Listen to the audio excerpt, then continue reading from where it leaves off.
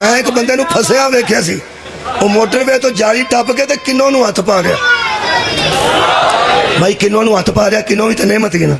हो सके अल्लाह की नेमत है, उस लगा पहली बारी वेख्या, करेटा शरेटा जो खांदा रहा होना है, उस जिंदगी पहली बारी शायद वेख्या भी वाह भाई एडे किन्नों, तो जाली टप्पी तो जाके किन्नों फड़ लिया, उत्तों आके बंदे ने फड़ लिया। हो सके अपनी गड्डी वेख,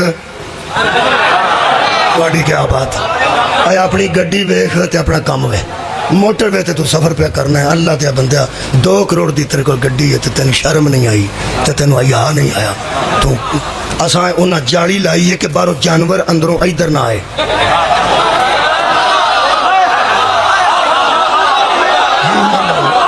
उन्हें मोटरवे ते जाली लाई है कि चूंकि ट्रैफिक बहुत तेज होता है ना जी, तो बाहरों एवं जानवर आके रुकावट ना बनो। जो जानवर बचता, कई बार जानवर बचाते इंसानी जाना भी ज़ाया हो जाती, बेचारे जानवर बचाते बचाते बंदे कितने निकल गए। उधरों उन्हें बाहरों लाइया ने, जानवर कोई ना आए, तो तू इंसान होकर जाली टप गया। अल्लाह दिया बंदिया, कंधा टप्पन वाले हाथी नहीं होंगे। हदायत लैनी हो तो किसी ऐसे को ली थी। बहुत शुक्रिया। वो कंध टप्पी तो जाके किन्नों नूं हथ पा रहे, जिमें ही उस किबला किन्नों नूं फड़िया, गड्डियां सा खिलार लिया, 2-3 बंद ने एवं पे छड्डो उन्होंने। असीं आखीए भी छड्ड दे बाबा, जान छड्ड दे, चंगा भला बंदा है, उसकी गड्डी वेख की पे करना। चलो किन्नों है की एवं शौक ना उन्हें हथ पा लिया, तो तू छड्ड ही दे, तू चंगे भले बंदे नूं बेइज्जत पे करना। वो आंदा चंगा भला ना होंदा तो मैं भी छड्डना सी।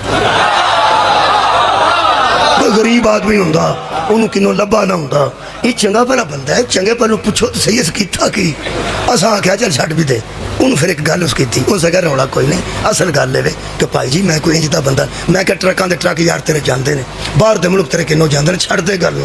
एक किन्नों उस फड़ बैठा, उस कहा गल ये नहीं, कम से कम अगर इनू नेमत दिसी है लगी, तो आखिर पैड़ी मेरी है, खेत मेरा है, इनू ये दिसे मैं नहीं दिसया, उस गौर नहीं ना पड़ा। इनू किन्नों दिसे, मालिक नहीं दिसया।